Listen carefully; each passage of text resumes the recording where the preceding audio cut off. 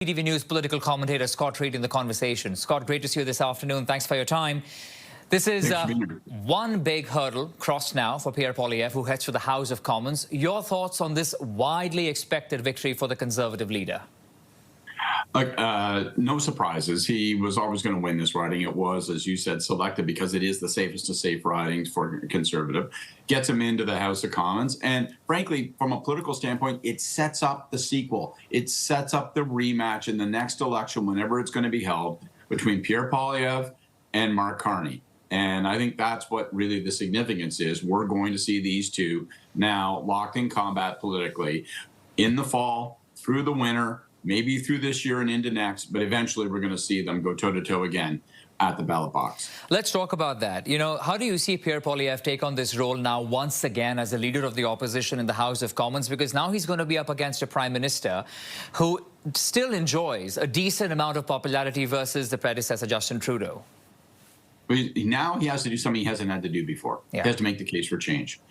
Pierre Poilievre, since he became the Conservative leader, had change at his back. It was his great ace card against Justin Trudeau. And of course, when that change occurred, he couldn't seem to manage those movements and push them toward his favor. And suddenly Mark Carney became the change agent and he was left behind. So now he's going to have to create the demand for change. Right now, Carney's polling ahead of Poilievre personally in terms of leadership. Right now, the Liberal Party and the Liberal government are polling ahead of the Conservative Party.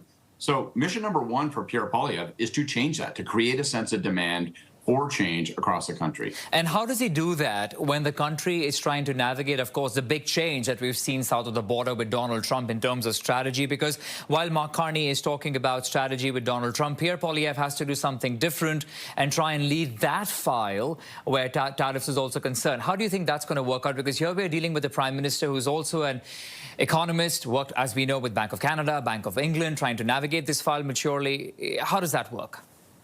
Yeah, it's going to be a difficult balance for him because he wants to be a violent critic of the Prime Minister's performance, particularly on the trade file. Yeah. But at the same time, he can't look as though he's rooting against Canada.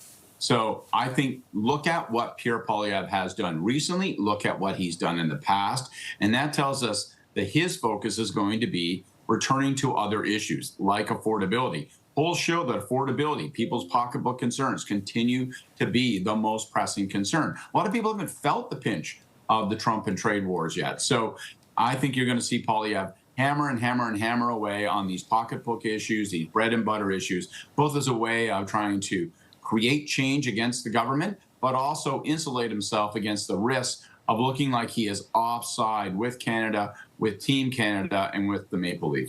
One last question about Pierre Poilievre and the Conservative Party. While he's had a decisive victory with over 80% votes going in his favor in this by-election, Scott, in terms of the leadership review in January, what will that look like for Pierre Poilievre now?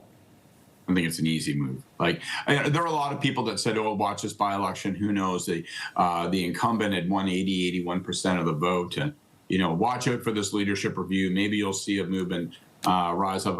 Pierre Poilievre has a complete command of the Conservative Party of Canada, right? We will get that rematch at the ballot box. We are going to get the sequel. And this leadership review is going to be a slam dunk for him. I don't think it's going to slow him down for 1 second. All right. CTV News political commentator Scott Reid. Thank you for this, Scott. Thank you.